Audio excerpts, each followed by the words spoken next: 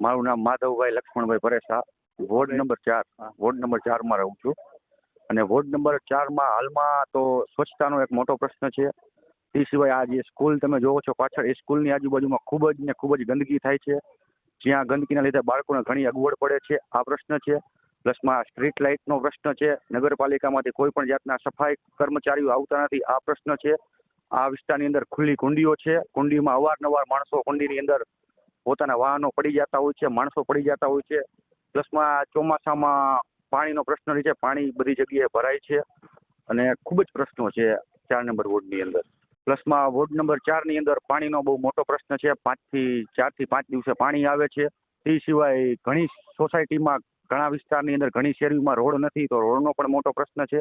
તો જે કોઈ પણ ઉમેદવાર હવે ચૂંટાઈને આવે આ વિસ્તાર વોર્ડ નંબર 4માં, કોઈ પણ પક્ષમાંથી કોઈ પણ ઉમેદવાર ચૂંટાઈને આવે તો એનાથી અમારી એ જ માંગ છે કે આ જે સ્થાનિક પ્રશ્નો છે, જે ગ્રાઉન્ડ લેવલના પ્રશ્નો છે, એ પ્રશ્ન સોલ્વ કરી દે.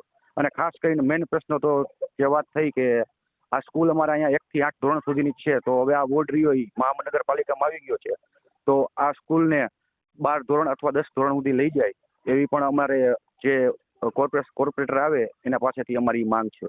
મારું નામ જીતુ પરમાર છે.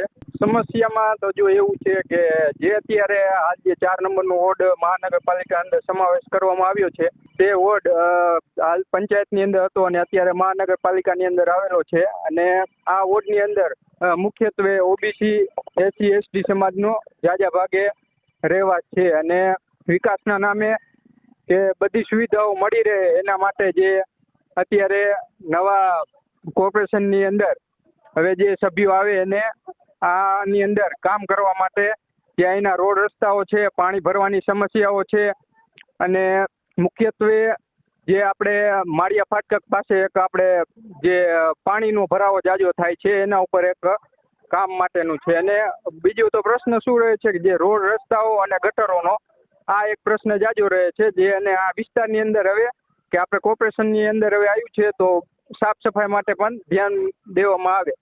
અને કે આ વોર્ડની અંદર અત્યારે જે 4 સભ્યો નિમાયા છે એમને અમે સાથે રહીશું અને વિજય બનાવશું, પણ સાથે સાથ આ વિસ્તારની અંદર બધાય નોંધ લે એના માટે. અને એક બીજો પ્રશ્ન છે કે જે આ પાછળ રહેલી સ્કૂલ જે હાલ 8 ધોરણ સુધી છે, જો મહાનગરપાલિકાની અંદર આવી જાય અને આગળ જઈને તે 10 ધોરણ સુધી આગળ જઈ શકે, એટલો અમારો એક મહત્વનો એક મુદ્દો છે. બસ આટલું જ છે.